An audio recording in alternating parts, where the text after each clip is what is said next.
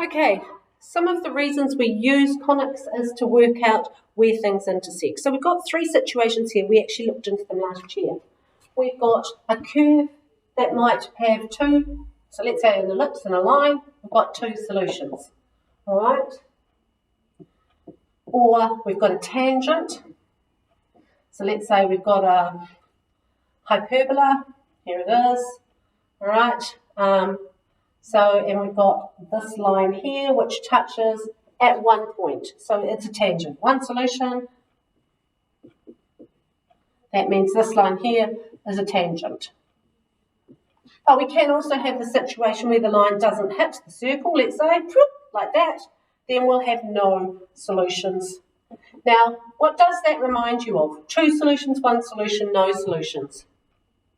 You're right, b squared minus 4ac.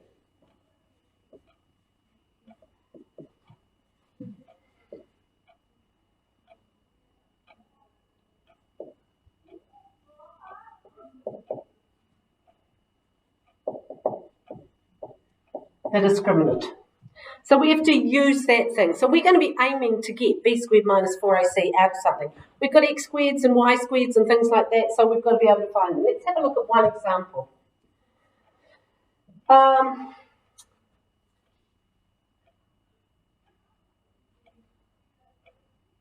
How many times does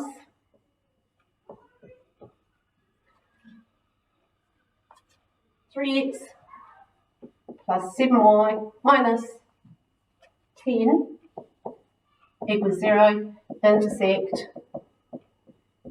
with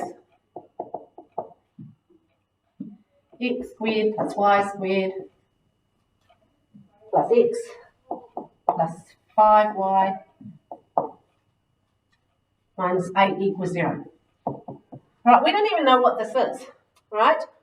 It could be a circle, it could be an ellipse, a big push, it could be a hyperbola, but because it's all pluses, it's very unlikely to be a hyperbola because we need that minus between them. So, first of all, we're going to substitute 2 into 1. Alright, so we need this to say either x equals or y equals. So I'm going to rearrange it to get y equals negative 3x plus 10 over 7. And I'm going to put that into this formula here. So I've got x squared plus this thing here, horribly as it is, plus 5 of them.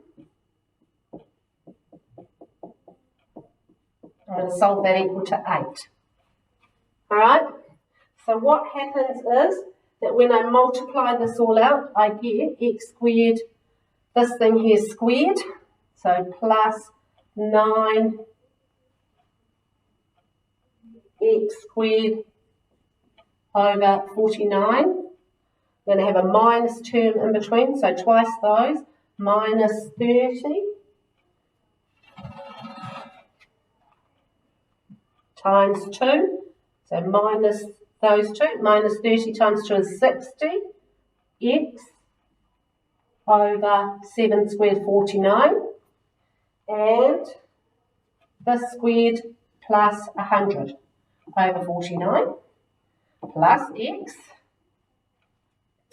plus 15 minus 15 x over 7, plus 50 x over 7. Not x, just 50, equals 8. So this is the thing I'm looking at solving. It's going to give me a quadratic. That quadratic, when I simplify it, and I'd like you to put in those lines of working, so you want to be adding those two together. Actually, let's do it for you. So I want to get rid of the 49. I'm going to multiply the whole thing through by 49. So I'm going to have 49x squared plus 9x squared minus 60x plus 49x minus 7 times 15, so 105x plus 7 times 50 is 350, and 100 equals 8 times 7 times 49. 8 times 49, I don't know my 8 times 49 tables. So 392. Whoa. So when I make all of this equal to 0, because it's going to be equal to 0 as a quadratic, it's pretty hard. So what do we get? We get 58x squared minus 116.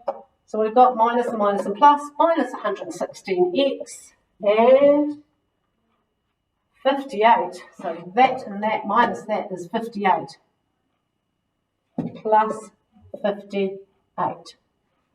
All right, then I'm going to get my calculator and I'm going to stick it in my calculator, or I could be really clever and take 58 out as a common factor, which would be really good if you could do that. So simplifying this one is minus 1 twice, right? So if we've got minus 1 twice, how many solutions have we got? 1, all right? We get one solution. We could use that there. 5b squared minus 4ac, b squared minus 4ac will equal 0. So therefore, it is a tangent.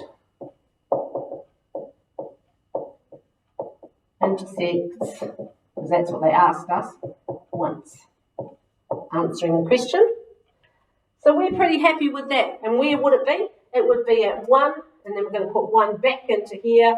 So 1 and that one is 3, 7 divided by 7 is 1. So it's actually going to be at 1, 1. Okay, so that's an example of the sort of thing you might have to do at excellence to get an answer. So you're showing your manipulation, your understanding of the curves and things.